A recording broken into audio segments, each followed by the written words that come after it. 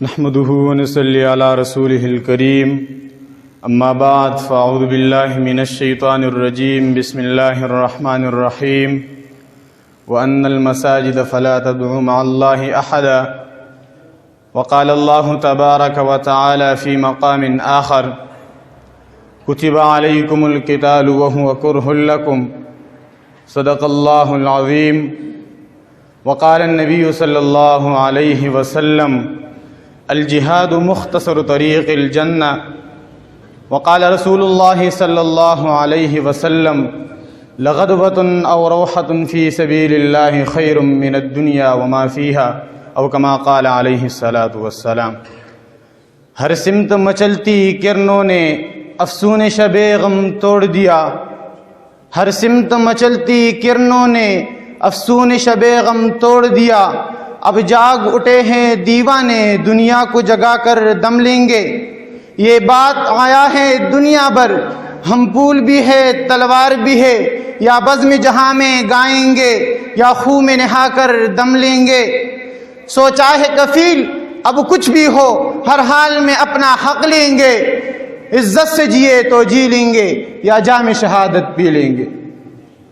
سامعین محترم، حضرات، معزز علماء کرام اور میرے محترم مسلمان بھائیوں، بزرگوں اور دوستوں،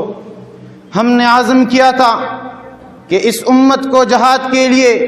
جگانے کے لیے اپنی جان کی قربانی دیں گے۔ اگر لوگ ہماری سچی اور چوٹی گفتگو سے جہاد پر نہیں آتے تو ہم اپنی خون کی نظریہ پیش کر کے ان لوگوں کو جہاد سکھائیں گے، لیکن وہی ہوا کہ مولانا جعفر خان عیسوی کے ساتھ کالے پانی کے جیل میں ہوا کہ مولانا کو انگریز پکڑ کر لے گئے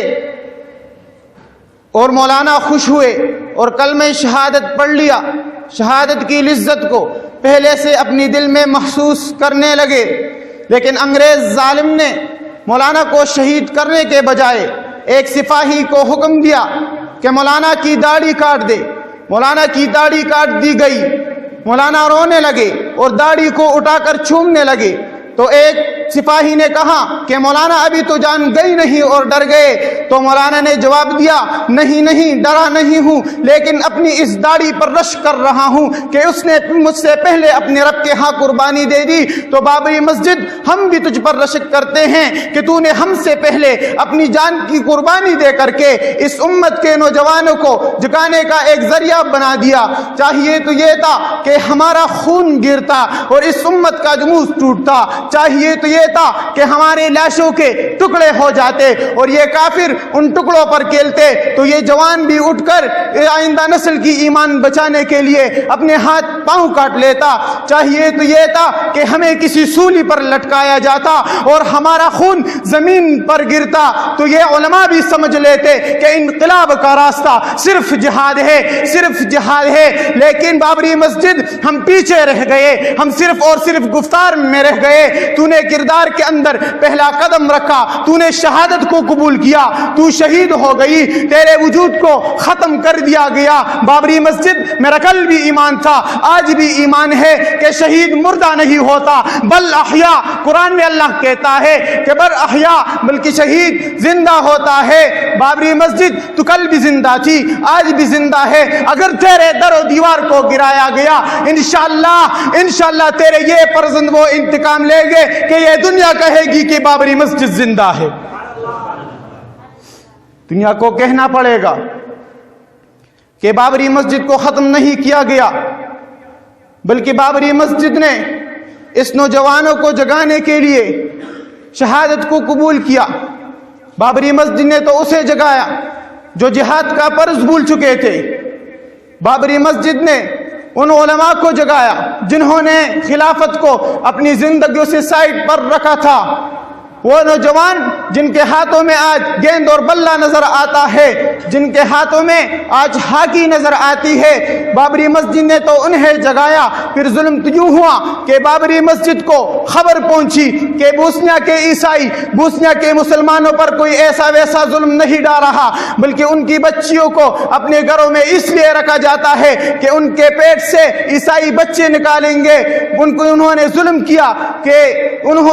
کیا کہ حاملہ حاملہ عورتوں کو قتل کر دیا۔ ارے تاریخ کا یہ بدترین ظلم کبھی آسمان نے نہیں دیکھا تھا کہ 50,000 کشمیری مسلمان جام شہادت نوش فرما چکے ہیں۔ کشمیری بزرگ جیلوں میں بند ہے،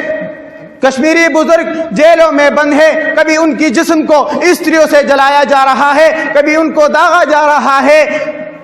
کشمیری بزرگ جیلوں میں بند ہے، کبھی ان کی جسم کو استریوں سے جلایا جا رہا ہے۔ ارے بابری مسجد نے فیصلہ کر دیا کہ میں ایک عزم کر دیا، ایک اعلان کر دیا کہ میں اس امت کے نوجوانوں کو کڑا کروں گی، میں خالد بن ولید کی اولاد کو جگاؤں گی تاکہ عیسائیت کو ختم کر دے، میں محمد بن قاسم کی اولاد کو جگاؤں گی تاکہ اس ہندیوں کو اس زمین سے مٹا سکے، میں محمود غزنوی کی اولاد کو دوبارہ کڑا کروں گی تاکہ مندر کو گرا کر اس مساجد کو آباد کر سکے۔ بابری مسجد ہماری ماں کی طرح ہے، ہماری مقدس مسجد ہے۔ اس نے فیصلہ کر دیا اور اپنی جان کی نذرانہ پیش کر کے ہمیں یہ کہہ دیا کہ نوجوانوں